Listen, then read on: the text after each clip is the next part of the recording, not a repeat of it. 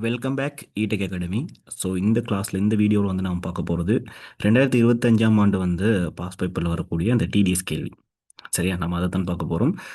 அதிகமான ஆட்கள் வந்து கேட்டுட்டு இருந்தாங்க, அடுத்தடுத்து அந்த பாஸ் பேப்பர் கேள்வி கொஞ்சம் போடுங்க அப்படின்னு சொல்லி. ஸோ அதுக்காக நாம் வந்து இந்த 2025 பேப்பரை கொஞ்சம் முருக பார்ப்போம். ஓகே. ஸோ இதில் பாருங்கள், பகுதி பியில் வந்திருக்கு.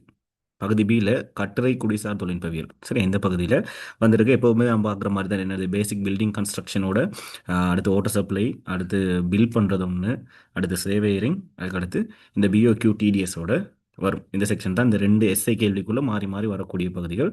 இந்த பகுதிகள் மட்டும் தான் வரும். சரியா, இப்போ இதில் இந்த கேள்வியை பார்ப்போம் பாருங்க. ஒரு கிராமிய பிரதேசத்தில் சமுதாய நீர் விநியோக செயற்திட்டத்திற்காக உயர்ந்த இடம் ஒன்றில் நிலத்தின் மீது அமைக்கப்பட்ட ஒரு நீர் சேகரிப்பு தொட்டியின் குறுக்குவெட்டும் கிடைப்படமும் கீழே காட்டப்பட்டுள்ளன.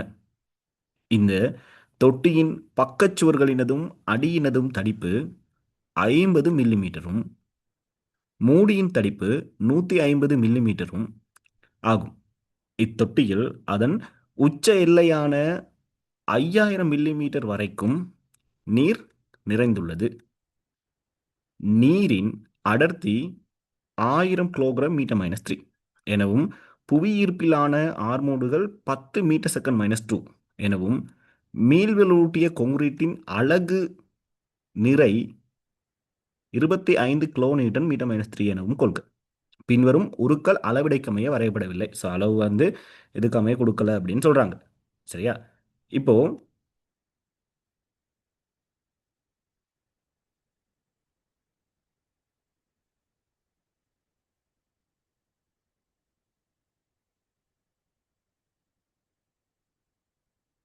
ஓகேவா? சரி, இப்போ பாருங்க, அவங்க கிளியரா வந்து இந்த ட்ராவிங்ல என்ன தந்திருக்காங்க அப்படிங்கிறத ஒருக்க பார்ப்போம். சரி, பாருங்க.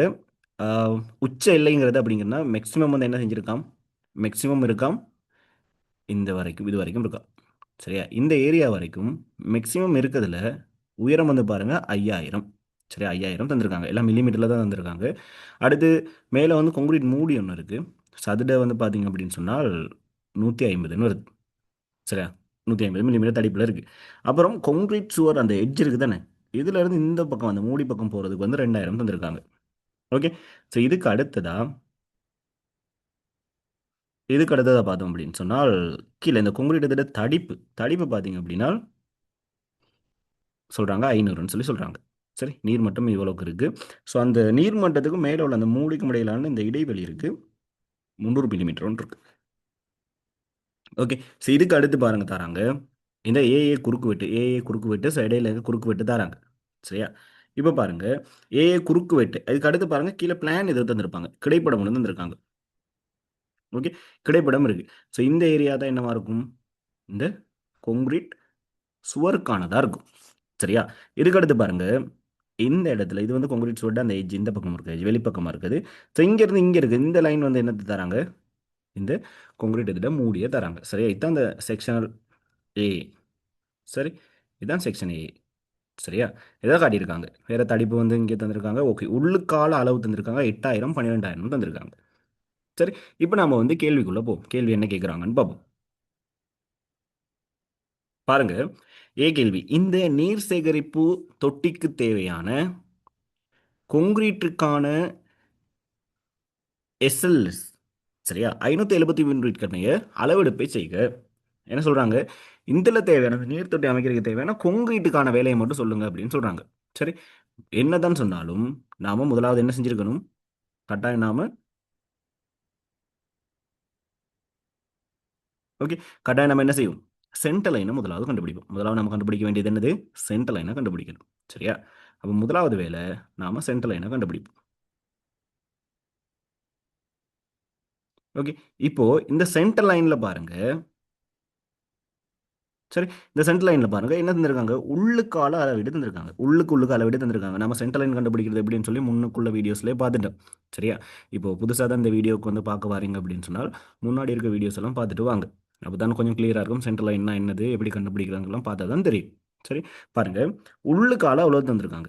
இப்போ உள்ளுக்கால அளவை வச்சு நம்ம என்ன செய்ய போகிறோம், நாம நமக்கு தேவையான சென்டர் லைனில் என்னென்ன தந்திருக்காங்க தான் முதல் மார்க் பண்ணிப்போம். சரியா? சரியா மத்தியில் மார்க் பண்ணுவோம். பாருங்க, இங்க இருந்து உள்ளுக்கு தானே அளவு தந்திருக்காங்க. இது வரைக்குமான அளவு தந்திருக்காங்க. இந்த பக்கமா இப்படி அளவு தந்திருக்காங்க. இங்க இருந்து இங்க வரைக்கும் தந்திருக்காங்க. அடுத்து இந்த இடத்துல இருந்து இங்க வரைக்கும் தந்திருக்காங்க. இப்படி தந்திருக்காங்க. இப்போ பாருங்க, நமக்கு என்னது இருக்கு? சென்டர் லைனும் வந்து நம்ம வந்து அந்த பூர்ணப்படுத்துறதுக்காக நம்ம என்ன செய்யணும்? இந்த இடைவெளியை நிரப்பணும். சரியா? ஸோ அதுக்கு முன்னாடி நாம டிடிஎஸ்ல சென்டர் லைன் செய்யறதுக்கான வேலைகளை ஸ்டார்ட் பண்ணுவோம். சரி, சென்டர் லைன் இது வந்து டிடிஎஸ்குள்ளே தான் செய்யணும். டிடிஎஸ்ட போக மட்டும் உங்களுக்கு தெரியும்னு நினைக்கிறேன். ஓகே, பாப்போம். சென்டர் லைனை கண்டுபிடிக்க போகிறோம். சரி, சென்டர் லைன் நமக்கு இந்த பக்கமா இந்த பக்கமா எவ்வளோ தந்திருக்காங்க? உள்ளுக்கால அளவு 12 தந்திருக்காங்க. 12ல் எத்தனை இடம் இருக்கு? 2 சுவர்கள் இருக்கு. அப்போ 2 தடவை நமக்கு யார் இருக்கா? 12,000 இருக்கு. சரியா? அப்போ 2 தடவை 12,000 இருக்கு. மொத்தம் 24,000. ஓகே, அடுத்து இந்த பக்கமா 2 தடவை நமக்கு யார் இருக்கா? பாருங்க, என்ன காட்டியிருக்காங்க? 8,000 காட்டியிருக்காங்க. ஓகே, அப்போ 8,000. சரியா? இப்போ பாருங்க, 8ஐயும் கூட்டினீங்க அப்படின்னு சொன்னால், ஓகே, 8 தர 2 உங்களுக்கு 16,000 வரும். சரி, இப்போ ரெண்டையும் கூட்டி விடுவோம். எவ்வளோ வருது? 40,000 வருது. சரியா? இப்போ பாருங்க, நம்ம சென்டர் லைன் என்ன செய்ய போகிறோம்? பூரணப்படுத்த போகிறோம். பூரணப்படுத்துறது அப்படின்னு சொன்னால் பாருங்க, இங்கே தான் மத்தி இருக்கும். ஓகே, இந்த இடத்துல பாருங்க இப்படி வரும். 1 2 3 4 5 6 7 8 அப்படின்னு சொல்லி என்ன செய்கிறோம்? இந்த மூலைகளை நாம் பூரணப்படுத்துகிறோம். சரி, இப்போ முன்னாடியெல்லாம் வந்து பார்த்தீங்கன்னு சொன்னால் நமக்கு வந்து சுவர்ட தடிப்பு எவ்வளோ தந்திருப்பாங்க? 225ன்னு தந்திருப்பாங்க. சரியா? அப்போ இங்கே வந்து கொங்க்ரீட் இது பாருங்க 500ன்னு தந்திருக்காங்க. ஓகேவா? அப்போ நம்ம அரைவாசி இது போடும்போது என்ன செய்யணும்? பாருங்க, எத்தனை இடம்? 8 இடத்துல அரைவாசி சுவரோட தடிப்பு என்னது? 500ன்னு வரும். சரி, அப்போ இதே சுருக்கணின்னு சொன்னால் 4 4 திரு 500 உங்களுக்கு இங்கே 2,000 வரும். ஓகே, அப்போ ஃபுல்லாக சுருக்குனீங்க அப்படின்னு சொன்னால் 42,000ன்னு சொல்லி வரப்போகுது. சரியா? அதாவது 42,000 மில்லிமீட்டர் மாற்றினீங்க அப்படின்னு சொன்னால் 42 மீட்டர்னு சொல்லி வரும். ஓகே, ஸோ இதுதான் முதலாவது சென்டர் லைனை கண்டுபிடிச்சிக்கிறது. இந்த சென்டர் லைன் நம்ம எது கண்டுபிடிச்சிருக்கோம்? அந்த கொங்கிரீட்டு சுவருக்கானதை கண்டுபிடிக்கிறதுக்காக, அதாவது பக்கச்சுவருக்காக தான் நாம கண்டுபிடிக்க போறோம். சரியா? அப்போ இந்த இடத்துல பாருங்க, இந்த கொங்கிரீட் டேங்க் இருக்கு தான். இந்த டேங்க் மாதிரியான 3 விதமா நம்ம வந்து அதை என்ன செய்யலாம்? கொங்கிரீட்களை தனித்தனியாக கண்டுபிடிச்சு எடுக்கலாம். எப்படி? முதலாவது இந்த இடத்துல இருக்கக்கூடிய பக்கச்சுவர். சரி, நான் மேலே உள்ள ஃபோட்டோ காட்டுறேன். பாருங்க, முதலாவது இந்த பக்கச்சுவர். சரி, இதுக்கு அடுத்து சரி பக்கச்சுவர். ஓகே, இது வரைக்கும். இதுக்கு அடுத்து நாம் என்ன செய்யலாம்? இந்த அடி கொங்கிரீட். சரி, அப்போ முதலாவது பக்கச்சுவர், இதுக்கு அடுத்து அடி கொங்கிரீட். சரியா? அதுக்கு அடுத்து பார்த்தீங்க அப்படின்னு சொன்னால் மேலே உள்ள மூடி, இந்த மேத்தூன் மூடி, இந்த மூடி. இப்படி என்ன செய்ய போகிறோம்? தனித்தனியாக நாம் என்ன செய்ய போகிறோம்? கண்டுபிடிக்க போகிறோம். கண்டுபிடிச்சிட்டு கடைசியாக ஃபுல்லாக கூட்டி விட்டோம்னு சொன்னால் தேவையான மொத்த கொங்கிரீட் வந்துடும். ஓகே, இப்போ பாருங்க, இப்போ சென்டர் லைனை நாம கண்டுபிடிச்சிட்டோம். சரி, இதுக்கு அடுத்து முதலாவது வேலை நாம பக்கச்சுவரை கண்டுபிடிப்போம். சரியா? ஏ பக்கச்சுவர். சரி, இப்போ பாருங்க, சென்டர் லைன் நமக்கு தெரியும். என்னது? இதுதான் என்ன வரப்போகுது? நீளமாக வரப்போகுது. அப்போ சென்டர் லைன் தான் என்னமா வரப்போகுது? நீளமாக வரப்போகுது. எவ்வளோன்னு கண்டுபிடிச்சிருக்கோம்? 42,000. சரி, இங்கே போடும்போது என்னத்தில் போடுவோம்? டி டிஎஸ்ல எஸ்ல, அதாவது டியில் வந்து போடுவோம். எப்படி போடுவோம்? இங்கே மில்லிமீட்டரில் இருக்குது, இங்கே வந்து போடும்போது மீட்டருக்கு மாற்றி போடுவோம். அப்போது 42,000. அது வந்து எப்படி வரும்? 42 மீட்டர்னு வரும். சரியா? அதை மாற்றிட்டோம். ஓகே, இப்போ பாருங்க, நாம் என்ன செய்யணும்? பக்கச்சுவரோட உயரத்தை பார்ப்போம். உயரம். இந்த உயரத்தை பார்க்கறதுக்கு இங்கே பாருங்க, நமக்கு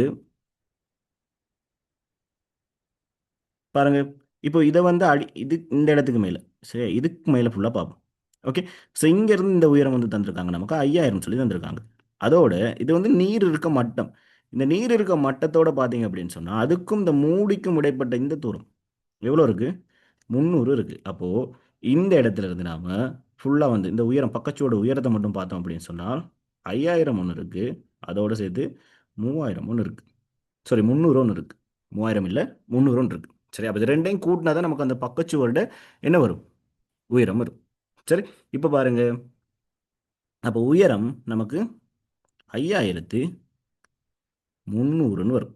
சரி, அப்ப இங்க போடும்போது 5.30ன்னு வரும். 5.30. இப்ப பாருங்க. அதாவது அடுத்து இந்த கொங்கிரீட் பக்கச்சுவர் என்னது? தடிப்பு தேவை. நமக்கு என்ன தேவை? கொங்கிரீட் பக்கச்சுவரோட தடிப்பு தேவை. நமக்கு தெரியும் கொங்கிரீட் பக்கச்சுவர் எவ்வளோ? இந்த தடிப்பு தான் சொல்லியிருக்காங்க. இங்கேயும் காட்டியிருக்காங்க. பாருங்க எவ்வளோன்னு வருது? 500ன்னு வருது. ஓகே. அப்போ தடிப்பு எவ்வளோன்னு வரும்? 500ன்னு வரும். சரி, அப்போ பாருங்க இங்கே போடும்போது 0.50 0.50. இப்போ என்ன செய்யுங்க? இது மூண்டையும் ஃபுல்லாக பெருக்கி விட்டீங்க அப்படின்னு சொன்னால் பக்கச்சுவருக்கு தேவையான கொங்கிரீட்டு வந்துடும். என்னத்தில் வரும்? மீட்டர் கணத்தில் வரும். மீட்டர் கணம் இங்கே மென்ஷன் பண்ண தேவையில்ல. நீங்கள் ஃபுல்லாக பெருக்கி விட்டீங்க அப்படின்னு சொன்னால் உங்களுக்கு இந்த இடத்துல 113 தசம் சாரி 111 தசம் 30 வரும். சரியா? சரி, 111 தசம் 30 வரும். சரி, அப்போ பக்கச்சுவர் இதோட சரி.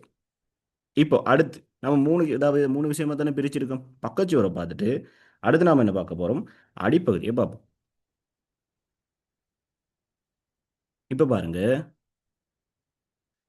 அடிப்பகுதி. இந்த அடிப்பகுதிக்கு போறோம் நாம. இப்போ முதலாவது அந்த கிடைப்படத்துக்கு ஒருக்க போவோம். அடிப்பகுதி பார்க்கும்போது பாருங்க, இந்த இடத்துல இருந்து இங்க வரைக்கும் தான் நமக்கு என்ன தேவை? இந்த நீள அகலங்கள் தேவை. அப்போ இங்க பாருங்க,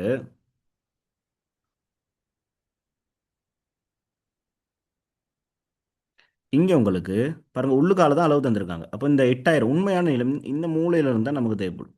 சரி, இங்க இருந்து தேவைப்படும். இந்த இடத்துல இருந்து இங்க வரைக்கும் தேவைப்படும். அப்போ பாருங்க, இதோட தடிப்பு நமக்கு தெரியும் 500ன்னு சொல்லி. அப்போ 8 அதோட சேர்த்து இந்த இடத்துல உள்ள தடிப்பு எவ்வளோ வரும்? 500. அப்போ இந்த இடத்துல ஒரு 500 போட்டிங்க அப்படின்னு சொன்னால் உண்மைக்குமே அகலம் வந்து உங்களுக்கு பார்த்தீங்கன்னு சொன்னால் 9000ன்னு வரும். அதே போல தான் இந்த பக்கம் 500. ஸோ இங்கே ஒரு 500 கொடுத்தீங்க அப்படின்னு சொன்னால் இந்த தடிப்பு கொடுத்தோம் அப்படின்னு சொன்னால் என்ன வரும்? நீளம் நமக்கு 13,000ன்னு சொல்லி வரும். சரி, அப்போ இந்த பக்கம் 12,000 இருக்குது. இங்கே ஒரு 500, இங்கே ஒரு 500 வந்து கொடுத்துருக்கோம். ஓகே. இப்போ பாருங்க, அப்படியே கொண்டு போக போகிறோம். சரி, அடிப்பகுதி அடிப்பகுதியோட நீளம் நீளம் நமக்கு தெரியும் என்னன்னு சொல்லி 13,000ன்னு கண்டுபிடிச்சிருக்கும். அடுத்து அகலம் 9,000ன்னு சொல்லி தெரியும். சரியா? 9,000.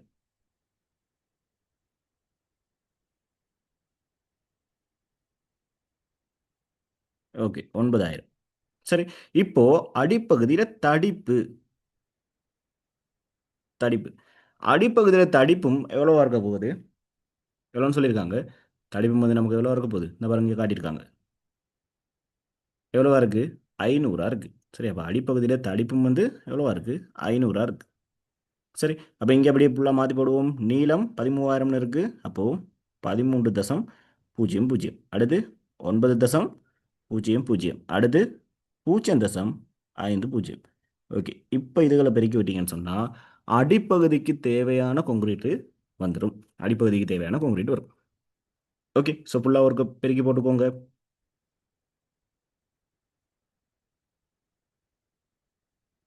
ஃபுல்லாக பெருக்குனீங்க அப்படின்னு சொன்னால் உங்களுக்கு 58.50 வரும். சரி, 58.50. ஓகேவா? தேவைப்பட்டா நீங்கள் இந்த இடத்துல இப்படி வரைஞ்சிக்கோங்க. இது நீளம் அகலம் போட்டுக்கலாம் நீங்கள். 13,000. சரி, இந்த பக்கம் இப்படி 9,000.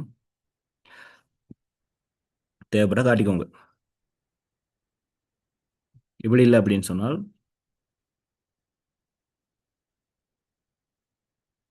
அடிப்பகுதி துண்டு தனியாகவே வரைஞ்சிக்கிட்டீங்கனாலும் நல்லது.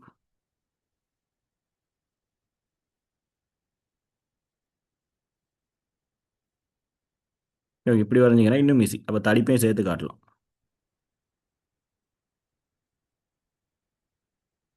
ஓகேவா? ஸோ இதுக்கு அடுத்து தட்டு. சரி, மேலே உள்ள தட்டு பகுதியை பார்ப்போம்.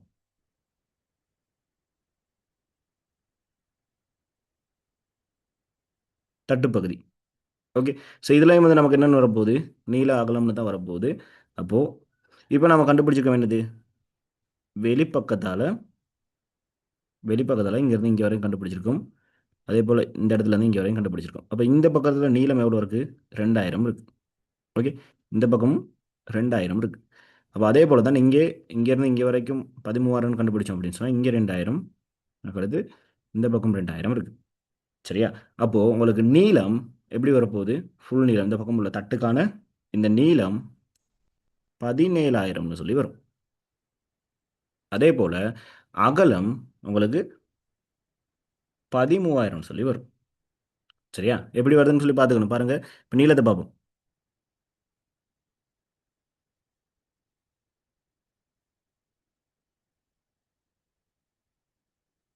பாருங்க, நீளத்தை பார்க்குறோம். சரியா?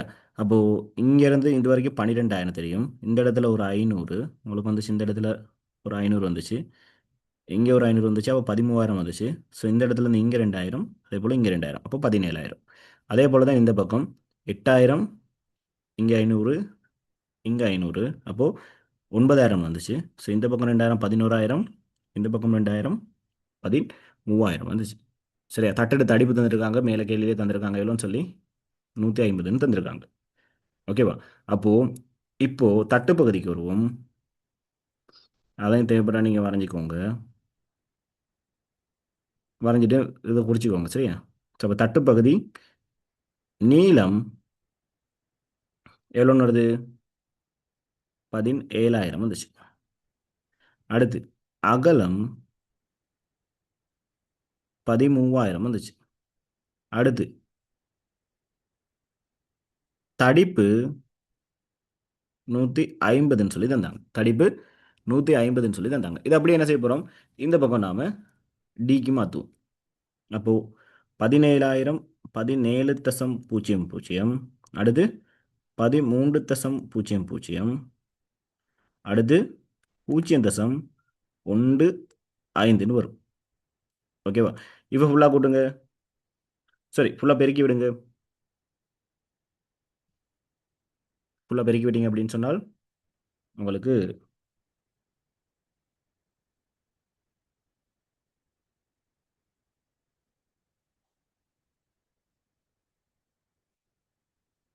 33.15ன்னு வரும்.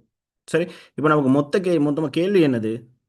நமக்கு மொத்தமாக தேவையான கொங்குரீட்டு தான். சரி, அப்போ மூணையுமே ஃபுல்லாக இப்போ கூட்டி விட்டீங்கன்னா சரி, அதாவது பக்கச்சுவர், அடிப்பகுதி, அடுத்து தட்டுப்பகுதிக்கு தேவையான மொத்தத்தையும் வந்து கூட்டுனீங்க அப்படின்னு சொன்னால் சரி, மொத்தமாக கூட்டுனீங்க அப்படின்னு சொன்னால் 202.95ன்னு வரும். 202.95. ஓகேவா? இதுதான் இந்த 2025 பேப்பரில் அவங்க கேட்டிருக்க இந்த டிடிஎஸ் கேள்வி. சரி, ஸோ கீழே வந்து பாருங்கள் ஸ்கீமும் இருக்குது. ஸோ ஸ்கீமை நான் இது பண்ணல, நீங்கள் ஒருக்கா செக் பண்ணிக்கோங்க.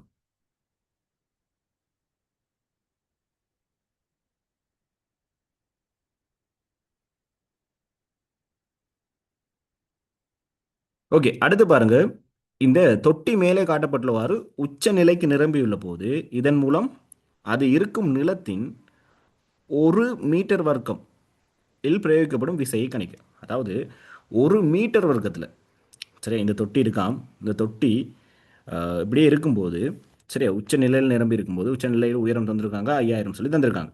சரி, அங்கே இருக்கும்போது இதனால நிலத்தில் 1 மீட்டர் வர்க்கத்துக்கு 1 மீட்டர் வர்க்கத்துக்கு அது வந்து கொடுக்கக்கூடிய விசை எவ்வளவு அப்படிங்கிறத கேட்குறாங்க. சரி, சரி பார்ப்போம். பாருங்க, இப்போ மொத்தமாக தேவையான கொங்குரீட்டை கண்டுபிடிச்சிட்டு மொத்தமாக தேவையான கொங்குரீட் எவ்வளோ வருது?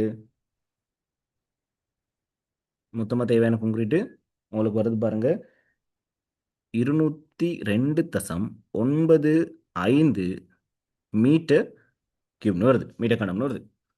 சரியா? இதுதான் மொத்தமா தேவையான கான்கிரீட். இப்போ அவங்க என்ன கேட்குறாங்க? அந்த டேங்கால 1 மீட்டர் வர்க்கத்துக்கு கீழ கொடுக்கக்கூடிய விசை எவ்வளவு? அப்படிங்கிறத கேட்குறாங்க. சரி, இங்கேயுமே நம்ம என்ன பார்க்கணும்? நமக்கு தந்திருக்காங்க என்னன்னு சொல்லி, அடர்த்தி தந்திருக்காங்க. சரி, அதாவது கான்கிரீட்டோட என்ன தந்திருக்காங்க? அடர்த்தி தந்திருக்காங்க.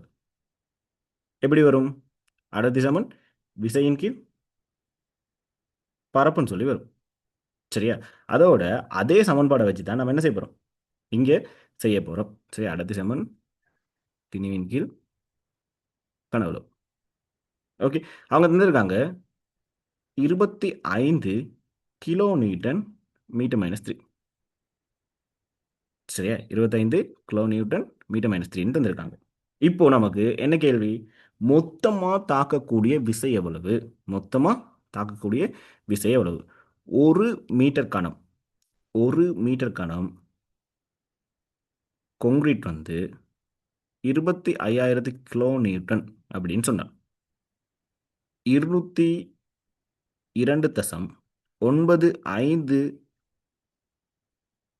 மீட்டர் கியூப் கான்கிரீட் வந்து எவ்வளவா இருக்க போகுது? எவ்வளோ விசையை வந்து கொடுக்க போகுது? அப்போ அப்படியே டிரெக்டாக பெருக்கி விட்டோம் அப்படின்னு சொன்னால் மீட்டர் மைனஸ் 3. சரி, அப்போ என்ன செஞ்சிடும்? இந்த மீட்டர் கணவும் மீட்டர் மைனஸ் 3யும் என்ன செஞ்சிடும்? வெட்டுப்பட்டுரும். இப்போ டிரெக்டாக பெருக்கி விடுங்க. 5073.75 கிலோ நியூட்டனை யார் கொடுக்க போறா? இந்த கான்கிரீட் மொத்தமாக அந்த அடிப்பரப்புக்கு கொடுக்க போகுது. அதாவது மொத்தமாக இருக்கக்கூடிய கான்கிரீட் மட்டும். சரியா? அப்போ அந்த டேங்க்ல இருக்கக்கூடிய இந்த கொங்குரீட்டு இந்த அதாவது இந்த பக்கச்சுவர் அடித்தள கொங்குரீட்டு இந்த மேலே இருக்கக்கூடிய இந்த மூடியெல்லாம் சேர்த்து. இப்போ இதில் இந்த இடத்துல நீரும் இருக்கு. சரி, அப்போ நீரோட உயரம் வந்து பார்த்தீங்க எவ்வளோ? மேக்சிமமாக எவ்வளோத்துல இருக்கும்? 5000 இருக்கும். சரியா? இப்போ என்ன தேவை நமக்கு? நீரோட என்ன செஞ்சிருக்காங்க? அடர்த்தி வந்து அவங்க தந்திருக்காங்க. இது அடர்த்தி அந்த கீழே தந்திருக்காங்க தானே? அவங்க பாருங்க.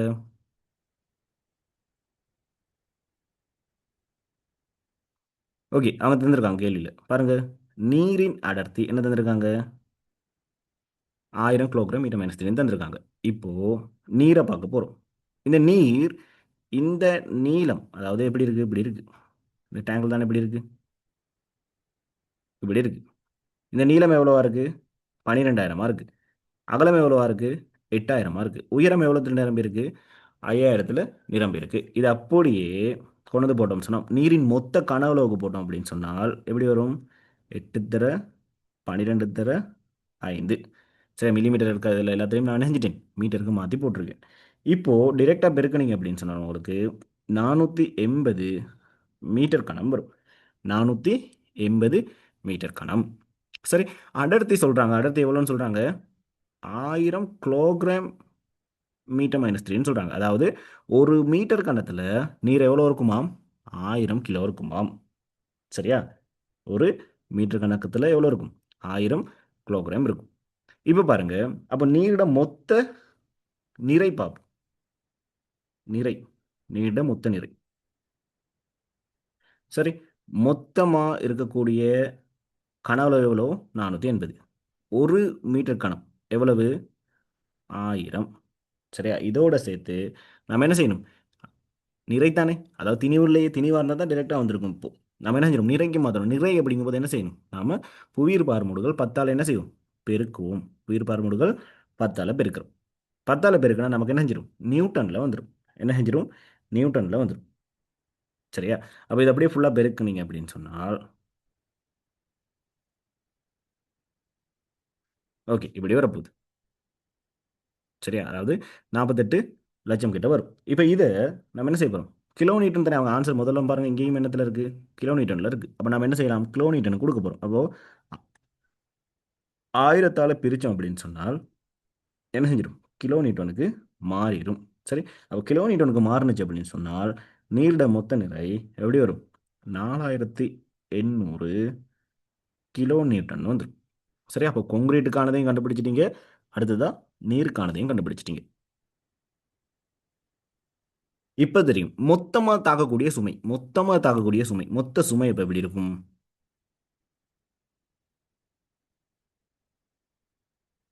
மொத்த சுமை பாருங்க. முதல்ல என்ன செஞ்சிருக்கோம், கொங்கிரீட்டை கண்டுபிடிச்சோம். கொங்கிரீட் எவ்வளோ கண்டுபிடிச்சோம், 5073.75. ஓகே, அதோட இந்த இடத்துல கண்டுபிடிச்ச 4800 இதையும் போட்டோம். இதையும் போட்டு கூட்டினீங்க அப்படின்னு சொன்னால் மொத்த சுமை எப்படி இருக்கும், 9873.75 கிலோ நியூட்டன் இருக்கும். இதுதான் மொத்த சுமை. அவங்க கேள்வி வந்து மொத்த சுமையை கேட்டிருக்காங்க, இல்லை என்ன செஞ்சிருக்காங்க, ஒரு மீட்டர் வர்க்கத்தில் வந்து தாக்கக்கூடிய சுமை எவ்வளவு. சரி, அதாவது ஒரு ஒரு கிலோ, அதாவது ஒரு மீட்டர் வர்க்கத்தில் அந்த டேங்க்ல ஒரு மீட்டர்ல, சரி, அதாவது இந்த டேங்க்ல இந்த ஒரு மீட்டர் பகுதியில் தாக்கக்கூடிய மொத்த சுமை எவ்வளவுன்னு கேட்குறாங்க. சரி, இப்போ டேங்க்ட நம்ம என்ன செஞ்சிருப்போம், அடி விட்டு அடியிலிருந்து அடிப்பரப்பு தான் என்ன செய்ய போகுது, சுமை வந்து உடுகடது போகுது. இப்போ அடிப்பரப்பை பார்ப்போம் எப்படி இருக்கும். இது வந்து பாருங்க நீருக்கானதை நம்ம பார்த்தோம். சரி, ஆனால் உண்மைக்குமே அடிப்பரப்புட எப்படி வரப்போகுது, 9 இந்த பக்கம் 13ன்னு சொல்லி வரும். சரி, 9 13ன்னு வரும். சரி, அப்போ அடிப்பரப்பு மொத்த பரப்பு எவ்வளோ, அடிப்பரப்பு 9 தர 13, உங்களுக்கு மொத்தமாக அப்படி வரும். ரெண்டையும் பெருக்கி விட்டீங்க அப்படின்னு சொன்னால் 117 மீட்டர் இருக்கும்னு வரும். அவங்க என்ன கேட்குறாங்க, ஒரு மீட்டர் வர்க்கத்தில் ஒரு மீட்டர் வர்க்கத்தில் சுமை எவ்வளோ தாக்கணும்னு கேட்குறாங்க. அப்போ ஒரு மீட்டர் வர்க்கத்தில் என்ன செய்யணும், மொத்த நிறை, அதாவது மொத்த சுமை 9873.75 பிரிக்க போகிறோம். அடிப்பரப்பு எவ்வளோ, 117. 117ஆல் என்ன செய்கிறோம், பிரிக்கிறோம். பிரிச்சிங்க அப்படின்னு சொன்னால் உங்களுக்கு 84.3910 இப்படி போய்கிட்டு இருக்கும். சரியா, இதோட நிப்பாட்டினாலும் பரவாயில்ல, கிலோ நியூட்டன். இல்லைன்னு சொன்னால் 84.39 கிலோ நியூட்டன் இப்படி நிப்பாட்டினாலும் ஓகே. இதோட இது பண்ணீங்கனாலும் ஓகே. சரியா, இப்படி வரப்போகுது. ஓகே, ஸோ இதை தான் அவங்க கேட்டிருக்காங்க, ஒரு பரப்பு, அதாவது ஒரு மீட்டர் வர்க்கத்தில் தாக்குறது எப்படின்னு சொல்லி. சரி, அப்போ கட்டாயம் வந்து நீங்கள் இந்த ஹைட்ரோலிக்ஸ் படிக்கும்போது தெரியுங்க, அதெல்லாம் பார்த்துருப்பீங்க. அடர்த்தி சமன் திணிவின்கள் கனவுலங்கிறது முக்கியமான ஒரு சமன்பாடு. சரியா, அப்போ நல்லா ஞாபகம் வச்சுக்கோங்க. அதுலேருந்து அது திணிவுக்கு தான், அடுத்து அதுலேருந்து நிறைக்கு மாற்றும் போது நம்ம 10 ஆள், அதாவது புவியீர்ப்பு பார்முடுகளால் பெருக்கணும் அப்படிங்கிறத ஞாபகம் வச்சுக்கோங்க. சில இடத்துல புவியீர்ப்பு பார்முடுகள் 9.81ன்னு தரலாம், 8ன்னு தரலாம். சரி, இப்படி மாற்றி தரலாம் சம்டைம்ஸ். சரி, பொதுவாக பயன்படுத்துறது 10. கேள்வியில் வந்து மாற்றி தந்திருந்தாங்க அப்படின்னு சொன்னால் அதுக்கேற்ற மாதிரி பயன்படுத்த பார்த்தீங்கன்னா ஓகே. சரி, இப்போ நாம அடுத்த கேள்வியை பார்ப்போம். சரி, இந்த கேள்வி ஃபுல்லாகவே முடிச்சிடும் இந்த வீடியோவில்.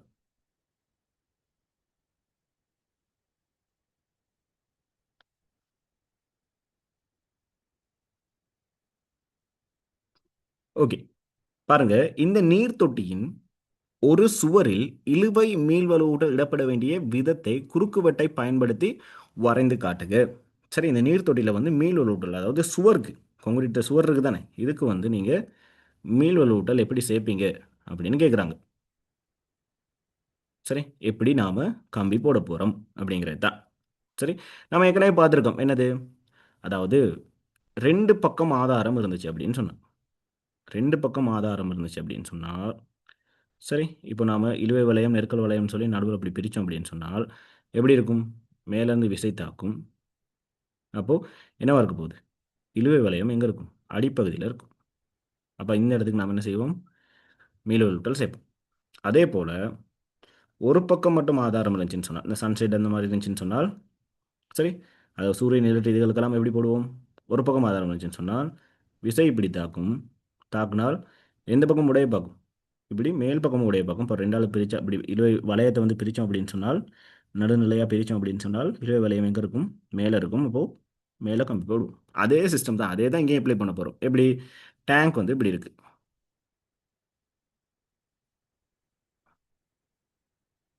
டேங்க் இப்படி இருக்குது. சரியா, இப்போ உண்மைக்குமே அடிப்பகுதி அப்படின்னு பார்க்கும்போது, சரி, அடிப்பகுதி அப்படின்னு பார்க்கும்போது நாம் மீளுருட்டல் எப்படி சேர்த்துருக்கணும், ஏன் விசை இப்படி தாக்குதுன்னு சொன்னால் நமக்கு இந்த இதை வந்து நீங்கள் எப்படி நடுநிலை இதை வந்து பிரிச்சிங்க அப்படின்னால், பிரிச்சுட்டு இப்போது மீளுருட்டல் எப்படி சேர்க்கணும் பாருங்க, விசை இப்படி தாக்கும்போது இழுவை வளையம் எங்கே இருக்கும், இங்கே இருக்கும். அப்போ அடிப்பகுதியில் நாம் என்ன செய்வோம், இப்படி போடுவோம். சரி, மீளுருட்டல் போடுவோம். இந்த மாதிரி போட்டுட்டு ஓகே, டிஸ்ட்ரிபியூஷன் பார் இப்படி வரும். சரியா? இதே அவங்க வந்து கேட்குறாங்க பக்கச்சுவருக்கு மட்டும் தான் கேட்குறாங்க. அப்போ பக்கச்சுவரை நீங்க வந்து இப்போ 2ஆல பிரிச்சு விடுவோமே. நடுநிலை அதாவது சரியா நடுநிலையில பிரிக்கிறோம். நடுநிலையில நடுவா பிரிக்கிறோம். ஓகே அதான் சொல்ல வரேன். ஓகே. இங்க பார்த்தீங்க அப்படின்னு சொன்னால் எப்படி இருக்கும்? இந்த பக்கம் இருந்து இந்த நீர் இங்க இருக்கு. நீர் வந்து என்ன செய்யும்? இப்படி ஒரு விசையை கொடுக்கும். இப்படி விசை கொடுக்கும்போது உண்மைக்குமே பாருங்க இங்க என்னது ஆதாரம்னு சொல்லி பார்த்தால் எந்த இடத்துல இருக்கும்? இங்கே மட்டும்தான் பிடிச்சி நிற்கும். இந்த இடத்துல மட்டும்தான் பிடிச்சி நிற்கும். சரியா? அப்போ இங்க மீளுருட்டல் இப்படி டேங்க் இருக்கு அப்படின்னால் இங்க மீளுருட்டல் எப்படி சேர்ப்போம்? அப்போ இழுவை வளையம் எங்க இருக்குன்னு பார்த்தீங்கன்னு சொன்னா சரி இழுவை வளையம் எங்க இருக்கும்? பாருங்க இப்படி விசை தாக்குது. இங்க மட்டும் தான் ஆதாரம் இருக்கு அப்படின்னு சொன்னால் என்ன செய்யும்? இழுவை வளையம் எங்க இருக்கும்? இந்த இடத்துல இருக்கும். சரி இங்க இருக்கும். அப்போ இங்க மேல் இழுவிட்டால் சேர்ப்போம். இப்படி சேர்ப்போம்.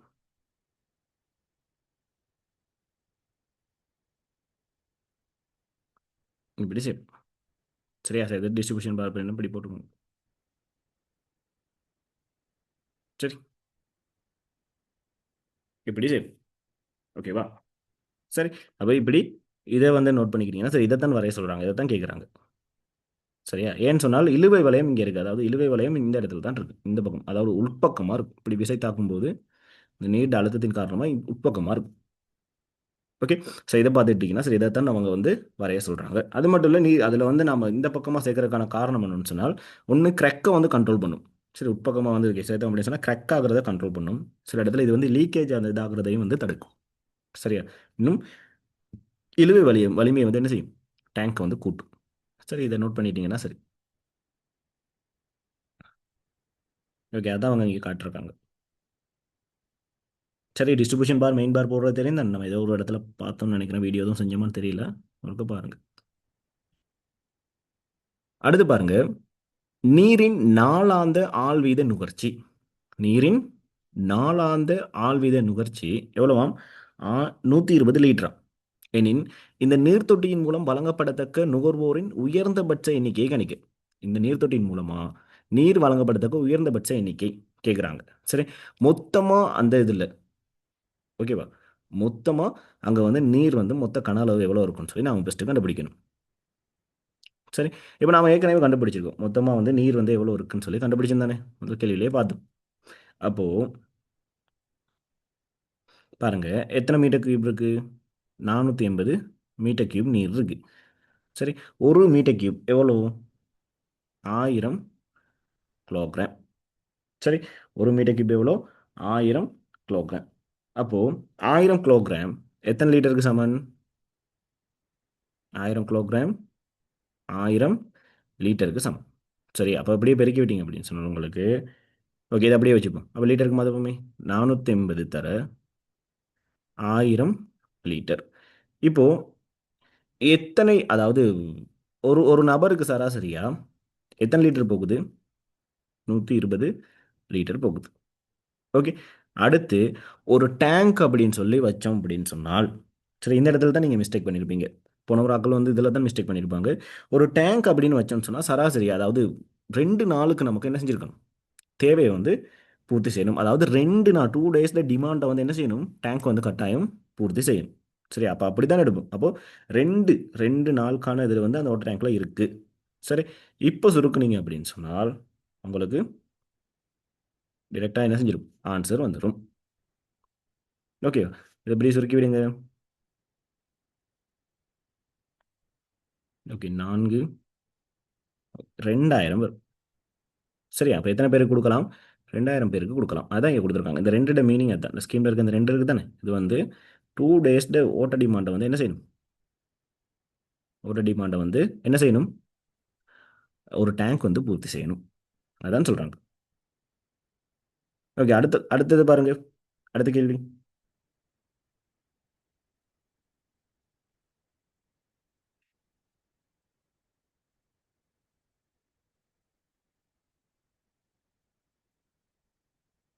இத்தொட்டியின் மூலம் புவியீர்ப்பின் கீழ் நீரை வினைவிக்கும் போது அதாவது புவியீர்ப்பிட கீழ் நீரை சரியா புவியீர்ப்பின் கீழ் சரி புவியீர்ப்பு அதாவது எந்த ஒரு மோட்டர் எதுவுமே போடாமல் நம்ம என்ன செய்யறோம்? ஆட்டோமேட்டிக்காக நீரை வந்து புவியீர்ப்பு காரணமாக வந்து என்ன செய்யறோம்? நீரை வந்து விநியோகிக்க போகிறோம். மிகவும் தொலைவில் உள்ள நீர் பாவனையாளருக்கு நீரின் விநியோகிக்கப்படும் அமுக்கம் நீர் வந்து அவருக்கு அதாவது ரொம்ப தூரத்தில் இருக்கக்கூடிய கடைசியாக இருக்க ஒரு ஆள்னு வைப்போம். அவருக்கு நீர் வந்து விநியோகிக்கப்பட வேண்டிய அமுக்கம் வந்து எவ்வளவாம் 150 கிலோமீட்டர் மீட்டர் மைனஸ் டூவாம். சரியா? அந்த கேட்குறாங்க. அதாவது ரொம்ப தூரத்தில் இருக்க ஒருத்தருக்கு 150 கிலோ நியூட்டன் மீட்டர் மைனஸ் டூவில் வந்து என்ன செய்யணும்? அமுக்கம் இருக்கணுமாம். இதற்காக இந்த நீர்த்தொட்டியின் அடிக்கும் மிக தொலைவான நுகர்ச்சி இடத்திற்கும் பேணப்பட வேண்டிய குறைந்தபட்ச நிலைக்குத்து உயரத்தை கணிக்கும். நீர் ஊடுகடத்தப்படும் போது சக்தி இழப்பு எதுவும் இல்லை என கொள்க அப்படின்னு சொல்றாங்க. சக்தி இழப்பு எதுவுமே இல்லைன்னு எடுங்க. சரி, கடைசியா இருக்க நுகர்வோருக்கு என்ன தரணும்? 150 கிலோ நியூட்டன் மீட்டர் மைனஸ் டூவில் என்ன செஞ்சிருக்கணும்? உங்களுக்கு அமுக்கம் நீங்க கொடுக்கணும் அப்படின்னு சொல்றாங்க. சரி, இப்போ பார்ப்போம். ஓகே, ஓட்ட டேங்க் இருக்கு. இந்த இடத்துல ஒரு டேங்க் இருக்கு. சரி, இங்க வந்து கடைசி பாவனையாளர் இங்க இருக்காரு. சரி, இப்போ இவருக்கு கடைசியா வந்து கிடைக்க வேண்டிய அமுக்கம் எவ்வளவாம்? 150 okay kilo newton metre minus டூன்னு சொல்றாங்க. அதாவது இங்க இருக்கக்கூடிய அமுக்கம். சரி, பி. சரி, அப்போ இவருக்கும் புவியீர்ப்பின் கீழே தானே, புவியீர்ப்பின் கீழே தான் இவருக்கு என்ன செய்வது? அந்த நீர் வருது. அப்போ இவருக்கும் இந்த டேங்குக்கும் இருக்கக்கூடிய உயர்ந்தபட்ச, அதாவது குறைந்தபட்ச இந்த உயரம், குறைந்தபட்ச உயரம் வந்து எவ்வளவா இருக்கும்னு கேட்குறாங்க. சரி, அப்போ என்ன போடுவோம்? என்ன சமன்பாடு? இங்கே இருக்க அமுக்கம் பி, இங்கே உயரம் ஹெச், நீரின் அடர்த்தி ட்ரோ, புவியீர்ப்பு மூடுகள் ஜி. பி சமன் ஹெச் ரோ ஜியில் போட்டிங்க அப்படின்னு சொன்னால் டிரெக்டாக உங்களுக்கு என்ன செஞ்சிருக்கணும்? இந்த உயரம், இந்த ஹெச் தானே கண்டுபிடிக்க போகிறோம், இந்த ஹெச்சை கண்டுபிடிக்க போகிறோம். சரி, அப்போ இந்த ஹெச் சமன் சரி எப்படி வரும்? பி இன் கீழ் ட்ரோ ஜி. சரியா? இப்போ டிரெக்டாக போடுவோம். பி உங்களுக்கு தெரியும் எவ்வளோன்னு சொல்லி, 150 தர கிலோ நியூட்டன் 1000. அதன் கீழ் ட்ரோ நீரின் அடர்த்தி 1000. அடுத்து புவியீர்ப்பு ஆர்மூடுகள் 10. ஓகேவா? இங்கே இவன் கட் பண்ணுங்க, இவரையும் கட் பண்ணுங்க. அப்போ உயரம், நிலைக்குத்து உயரம் 15 மீட்டர்னு சொல்லி வரும். சரி, நிலைக்குத்து உயரம் 15 மீட்டர்னு சொல்லி வரும். சரியா? ஸோ இப்படி தான் இந்த கேள்வி செய்யணும். நல்ல ஒரு கேள்வி. கொஞ்சம் டிடிஎஸோடையும் சேர்ந்த மாதிரி, கொஞ்சம் ஹைட்ரோலிக்ஸோடு சேர்ந்த மாதிரி இப்படி வந்திருக்கு. சரியா? நல்ல ஒரு கேள்வி. கன்ஸ்ட்ரக்ஷன் சைடோடு சேர்த்து ஒரு கேள்வி வந்திருக்கு. சரியா? ஸோ வேறு எதுவும் டவுட் எதுவும் இருந்தால் கண்டிப்பாக வந்து கீழே வந்து கமெண்ட் பண்ணி விடுங்க. அது இல்லாமல் கீழே வந்து நான் என்னோட வாட்ஸ்அப் லிங்க், அதாவது சேனல் லிங்க்கையும் கம்யூனிட்டி லிங்க்கும் தரேன், என் கான்டாக்ட் நம்பரும் தரேன். வேறு எதுவும் டவுட் எதுவும் இருந்தால் கட்டாயம் வந்து கீழே கேளுங்க. சரி, ஸோ அதோட முக்கியமாக முன்னாடி இருக்கக்கூடிய பிஓக்யூ வீடியோஸ் பாருங்கள். அதில் நம்ம வந்து பில் பண்ணுறது எப்படி அதெல்லாம் பார்த்துருக்கோம். பாஸ் பேப்பர் கேள்வியும் பார்த்துருக்கோம்னு நினைக்கிறேன். 2022 பேப்பர் கொஞ்சம் ஃபுல்லாக பார்த்துருப்போம். அதுக்கு முதல் வந்து 2015 பேப்பரில் இருந்தால் சுருக்கத்தால் செய்கிறது எப்படி, பிஓக்யூ எப்படி கொண்டு வரது, இதெல்லாம் பார்த்துருப்போம். சரியா? அப்போ அந்த வீடியோஸ்லாம் பார்க்காதாக்கள் முன்னாடி வந்து ஃபெஸ்ட்டில் இருந்தே பார்த்துட்டு வாங்க. ஓகே, அடுத்த வீடியோவில் பார்க்கலாம். தேங்க்யூ.